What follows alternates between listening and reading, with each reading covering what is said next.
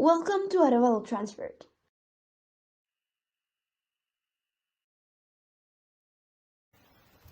This is the company driver schedule. Company drivers use company trucks to execute their dispatches. This means they get paid by hour and they do not usually take their trucks home.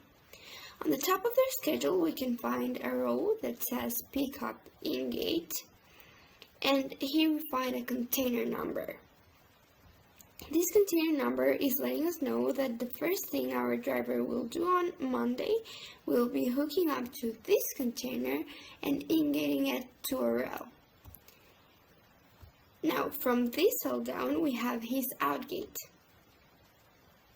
We know that he will outgate because after he in-gates this container, he will have an empty chassis. And the most convenient thing to do with his empty chassis is going to a depot and outgating an empty container, so he doesn't have to come back with an empty chassis to the shop. In this case, after in-gating, Jesus will outgate one container for CM, and after he outgates that one container for CM, he will drop it at the shop, and we know that he will drop it at the shop because here it says want to shop. He will not take it to the warehouse to load, he will just outgate, and after outgating, he will go straight to the shop. William, on the other side, will go to load, and we know this difference because he has a load time in here. William will start with in-gating this container, and then he will outgate one container for column C, and after outgating, he will go to Hudson to load at 10 a.m. There are, of course, times when our company drivers won't start with an in-gate, like Sanchez. Sanchez will need a container assigned from the shop, and he will take that container to load at 2 p.m. Now, our company driver schedule also has a warehouse time in and time out.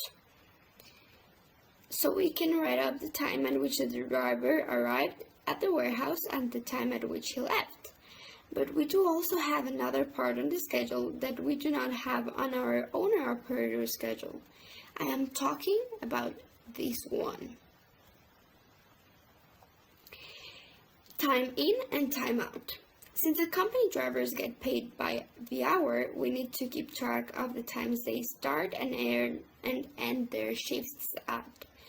In this space, we're out the time at which they started working, and in this other space, we write the time at which they ended their shifts. After both times have been entered, we will be able to see how many hours they worked that day in this cell, in here.